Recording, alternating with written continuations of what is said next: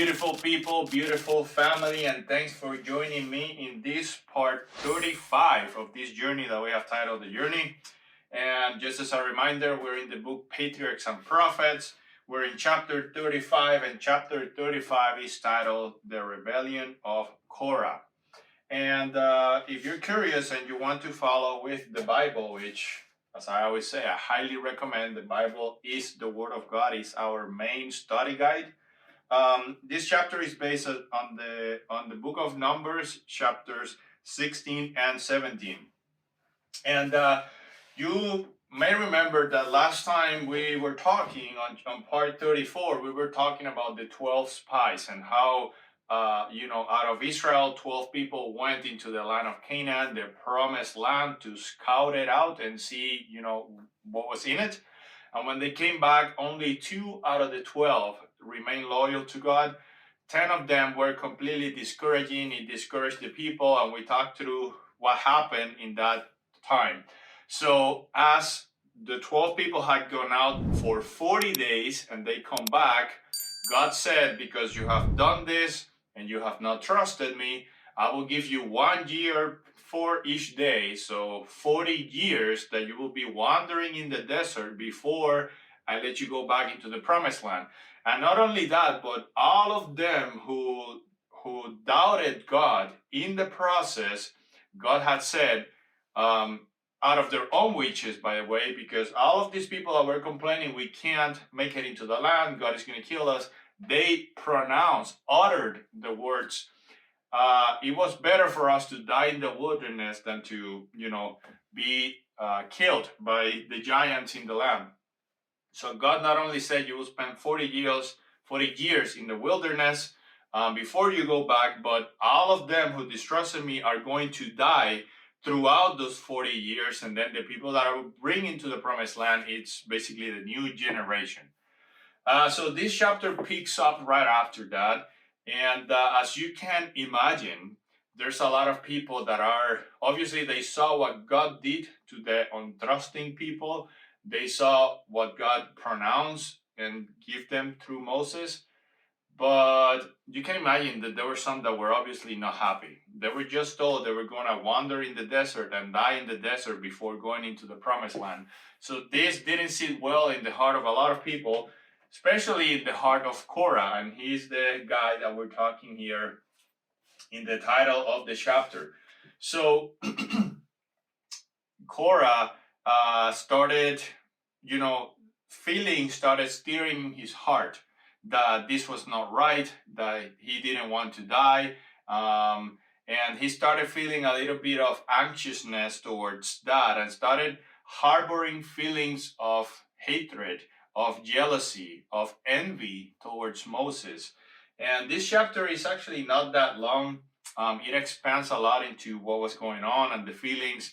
But the gist of it is that Korah was jealous and he did not believe that Moses, or came to not believe that Moses was indeed appointed by God, and that, the priests, Aaron and his family, were appointed by God to that role. And he convinced himself that that was not God's word, that Moses and Aaron had basically a monopoly, and that they were manipulating the people on behalf of God, but that was not what God really wanted. So you know how sin is in the heart. Once you start giving leeway to sin, you start convincing yourself that it is okay, and you start believing all of these lies, exactly what happened at the Garden of Eden with Eve. And so once he opened the door for doubt and the Satan, the doubt that Satan gave him, then he was pretty much lost.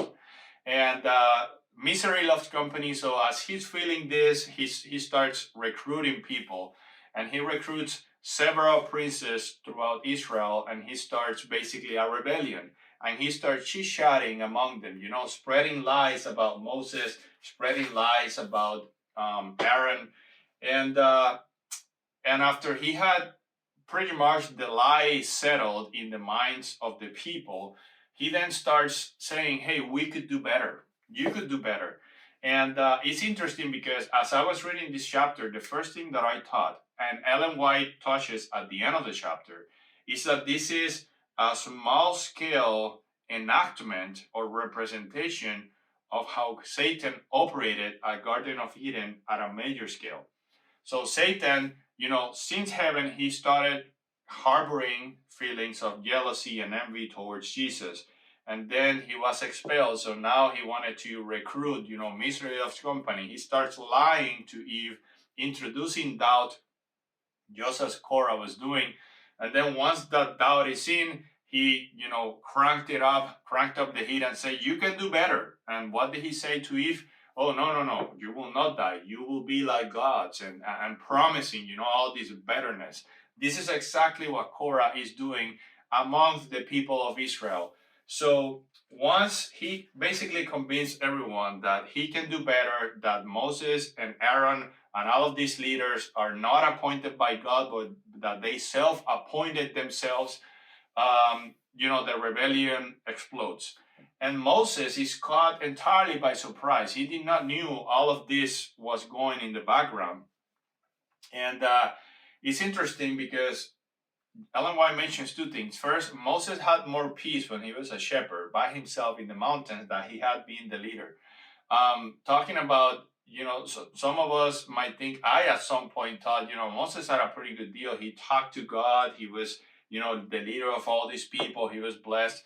But inside, Moses was really sad because, well, we've studied this together. These people were complaining all the time. They were doubting God all the time. And here we are, yet again, after having seen everything that God had shown them, and Moses, through this point, they still doubt that God is behind or backing up Moses. So Moses was not, entirely happy and fulfilled and satisfied. So, but when he finds out that this rebellion explodes, the first thing that Ellen White here says, and the Bible as well, is he didn't, burst in anger. He didn't started throwing curse words or anything. He went to God in prayer. And he went, God, this is happening. And it's a lesson for us, right? Sometimes we get overwhelmed with news that come out of left field. Take a step back, breathe it in. God is in control. So this is what we see in the life of Moses. So Moses prays and God says, you know what? I will do something, but I will do it tomorrow. And the Bible is not clear, but Ellen White expands into the tomorrow part came because God was giving yet a chance for everyone to spend the night and reflect on what they were about to do. Korah and his people wanting to prove that God was actually behind them and not behind Moses. And then Moses is praying, asking God. So God gives it a 24-hour period. So, hey, think about what's about to happen and if you truly want me to intervene. The next morning comes, of course, the plan. The plan was to take out Moses and Aaron and for Korah and the other princes of Israel to step up. So between the conversation there, it comes, okay, so you know what, between Moses and Korah, he says, let's settle this once and for all. So Moses will stand there and Korah and his people will stand here, and then we will let God decide, who is his appointees. And they agree to this. And again, Ellen White goes into a lot of details as to the feelings at the moment and what was going on. But really, the point of the matter is that when they split up, Moses said to the people of Israel, yet once again giving the warning, hey, step away from Korah and his family, the rebellious people, because God is about to show. And then Moses says, if Korah dies of natural causes, then I was completely wrong. God is not behind me. But if the earth opens up and swallows Korah and his family and everything that they own, then God is with me. And you probably guess what happens at this point. The earth opened up, it swallowed up Korah and his family, and that was it for the history of Korah. So, of course, the people in Israel are shocked. They're once again being demonstrated that God is indeed behind Moses and Aaron, that God is guiding them and protecting them. And notice, the princes that were backing up Korah, they didn't die with Korah at that time. God gave them, let's say, 24 more hours. And in those 24 hours, instead of realizing, wow, God truly is behind Moses, they still felt bad for Korah. They still felt like Korah was right. So not too long after, God also, eliminates from the people of Israel these princes.